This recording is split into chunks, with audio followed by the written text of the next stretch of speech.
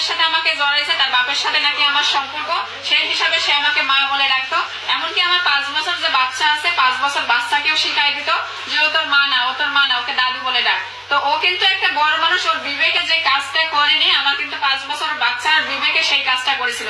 ও যখন শিখাই দিচ্ছিল আমার বাচ্চাকে যে ওকে মা বলবি না, দাদি বলে ডাক, দাদি বল দাদি বল, তো আমার বাচ্চা কিন্তু ভয়ে সবসময় ওকে খুব ভয় পায়। কারণ কি, মানে আমাকে যেভাবে সে মারে, ওই বাচ্চাটাকেও সেইভাবে সে মারে।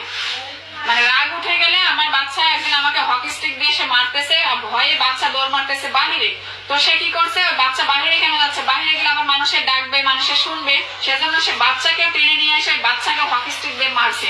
আমার বাচ্চা কি বলবো, মানে মুরগির মতো আশ্রাচ্ছিল তার এই হকি স্টিকের বাড়ি খেয়ে, ঠিক আছে।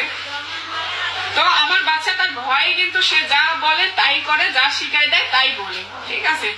যাই হোক, আমার বাচ্চাকে যখন সে বলতেছে মা বলবি না, ওকে দাদি বল, ওকে দাদি বল, তো আমার বাচ্চা তখন সেরকম মানে দাদি, সে একবারে কখনো বলেনি। তো ওই যে অমানসিক অমানবিক নির্যাতন করছে, যে ওই সাইকো পাশা, ওর বিবেকে যে কাজটা করেনি, সে কিন্তু এক নিঃশ্বাসই বলে ফেলছে যে ওকে না ডাক, ওকে মা ডাকবি না, ওকে দাদি ডাক। কিন্তু আমার ওই 5 বছরের বাচ্চা কিন্তু তার বিবেকে বাঁধছে, সে বলতে চায়নি, জোর করে তাকে বলাইছে, ঠিক আছে।